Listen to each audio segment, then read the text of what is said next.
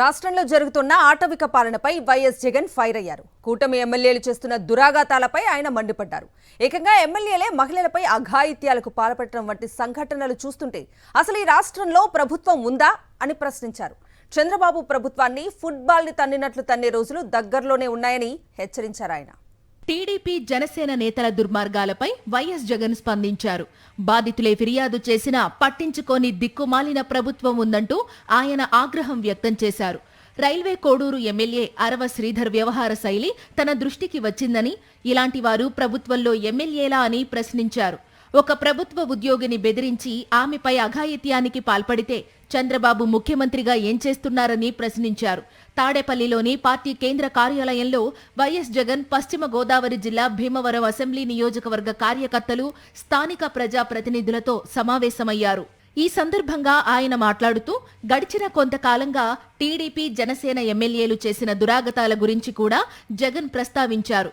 చంద్రబాబు ఆయనకు మద్దతు ఇస్తున్న ఎమ్మెల్యేలు ఏ స్థాయికి వెళ్లారో తెలియడం లేదన్నారు. ఆముదాల వలస ఎమ్మెల్యే కూన రవికుమార్ వేధింపులు భరించలేక ఒక మహిళ ఆత్మహత్యాయత్నం చేసిందని, సత్యవేడు ఎమ్మెల్యే కోనేటి ఆదిమూలం మహిళను బలాత్కారం చేసి చివరకు అధికార దుర్వినియోగంతో కేసును క్లోజ్ చేయించుకున్నాడని ఆగ్రహం వ్యక్తం చేశారు. మంత్రి సంధ్యారాణి పిఏపై ఒక ప్రభుత్వ ఉద్యోగి అయిన మహిళ ఫిర్యాదు చేస్తే అరెస్టు చేయాల్సింది పోయి బాధిత మహిళను జైలుకు పంపారు. మంత్రి వాసంశెట్టి సుభాష్ రికార్డింగ్ డాన్సులు వేశాడు. ఇలాంటి వారు ప్రభుత్వాన్ని నడుపుతున్నారా అని ఆగ్రహం వ్యక్తం చేశారు. రాష్ట్రం ఆటవిక రాజ్యంగా మారిపోయిందని, విచ్చలవిడితనం విపరీతంగా పెరిగిపోయిందని జగన్ ఆవేదన వ్యక్తం చేశారు. ఇటీవల జరిగిన సంక్రాంతి పండుగ సందర్భంగా కూడా రాష్ట్రంలో ఎప్పుడూ చూడని దారుణాలను చూడాల్సి వచ్చిందని జగన్ ఆందోళన వ్యక్తం చేశారు. ఎప్పుడూ కని విని ఎరుగని రీతిలో మొబైల్ రికార్డింగ్ డాన్సులు నడిపారని జగన్ మండిపడ్డారు.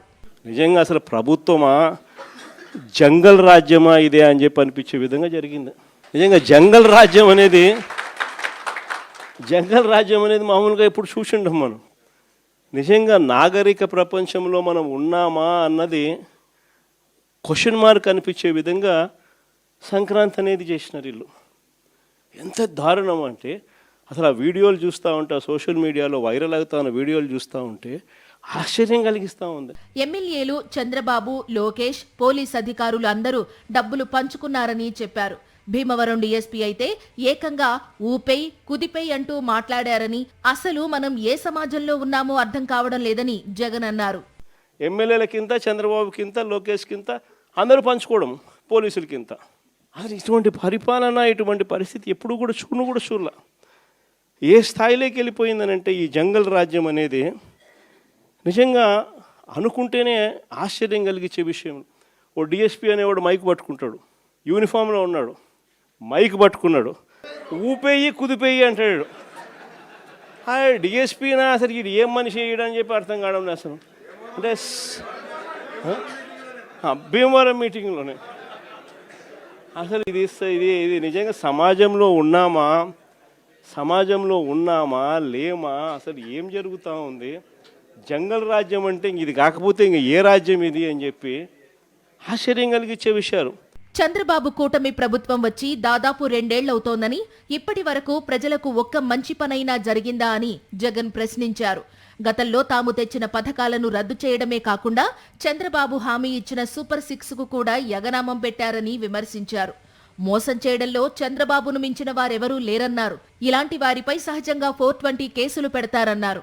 2 ఏళ్లు తిరక్కముందే చంద్రబాబు 3 లక్షల కోట్లు అప్పు చేశాడని, మరి ఆ డబ్బు ఎక్కడకు పోయిందని ప్రశ్నించారు. రాష్ట్రంలో దోచుకో, పంచుకో, తినుకో అనే పద్ధతి నడుస్తోందన్నారు. మద్యంలో పెద్ద ఎత్తున అవినీతి జరుగుతోందన్న జగన్ మద్యం షాపులన్నీ చంద్రబాబు మనుషులవే అన్నారు. రాష్ట్రంలో విచ్చలవిడిగా జరుగుతున్న దారుణాలు, అఘాయిత్యాలను చూస్తుంటే జనం అతి త్వరలోనే చంద్రబాబు ప్రభుత్వాన్ని ఫుట్బాల్ని తన్నినట్లు తంతారని జగన్ అన్నారు. వచ్చే ఏడాది తన పాదయాత్ర ప్రారంభం కాబోతోందని మరోసారి చెప్పిన జగన్ దాదాపు 15 నెలల పాటు ఈ యాత్ర కొనసాగుతుందన్నారు. భీమవరం నియోజకవర్గ క్యాడర్తో పర్సనల్ గా మాట్లాడిన జగన్ వారి నుంచి ఫీడ్బ్యాక్ తీసుకున్నారు. ఈ సందర్భంగా జగన్తో ఫోటోలు తీసుకున్న కార్యకర్తలు ఫుల్ జోష్లో కనిపించారు.